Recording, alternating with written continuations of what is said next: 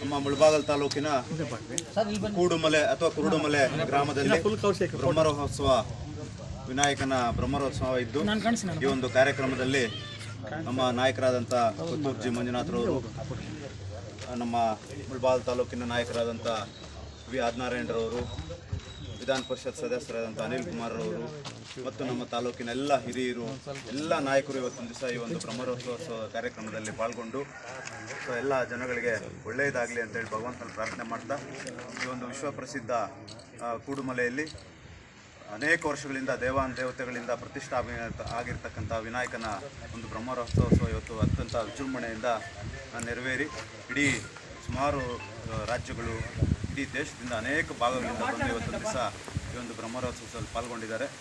ನಮ್ಮ ತಾಲೂಕಿಗೆ, ರಾಜ್ಯಕ್ಕೆ ಮತ್ತು ದೇಶಕ್ಕೆ ಒಳ್ಳೆಯದಾಗಲಿ ಅಂತೇಳಿ ಭಗವಂತನಲ್ಲಿ ಪ್ರಾರ್ಥನೆ ಮಾಡ್ತಾ, ಈ ವರ್ಷ ಹೆಚ್ಚಾಗಿ ಒಳ್ಳೆ ಮಳೆ ಬೆಳೆ ಆಗಲಿ ಅಂತೇಳಿ ಭಗವಂತನಲ್ಲಿ ಪ್ರಾರ್ಥನೆ ಮಾಡಿ ಎಲ್ರಿಗೂ ಶುಭವನ್ನು ಕೋರುತ್ತೇನೆ.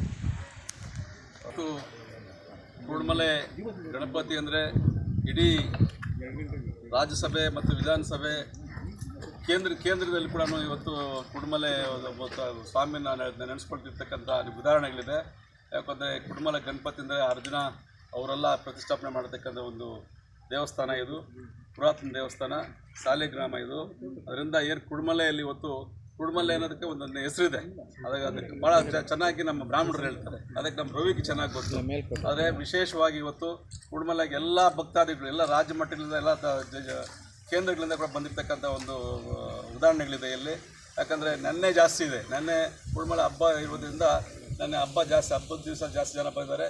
ಇವತ್ತು ಅದೇ ರೀತಿ ರಥೋತ್ಸವಕ್ಕೆ ಭಾಳ ವಿಜೃಂಭಣೆಯಿಂದ ಇವತ್ತು ರಥೋತ್ಸವ ನಡೆಯುತ್ತದೆ.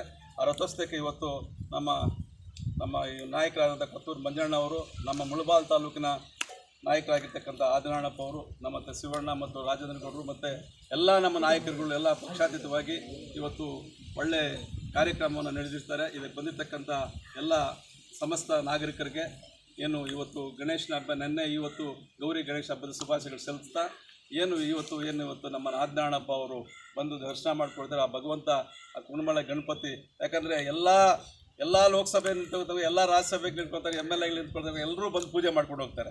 ಉದಾಹರಣೆಗಳು ಎಷ್ಟೇ ಇದೆ, ನಾವು ಇಲ್ಲಿ ಪೂಜೆ ಮಾಡ್ಕೊಂಡು ಹೋಗಿರ್ತಾರೆ, ಎಲ್ಲ MLAಗಳು ಆಗಿದ್ದಾರೆ, MP ಮಂತ್ರಿಗಳಾಗಿದ್ದಾರೆ.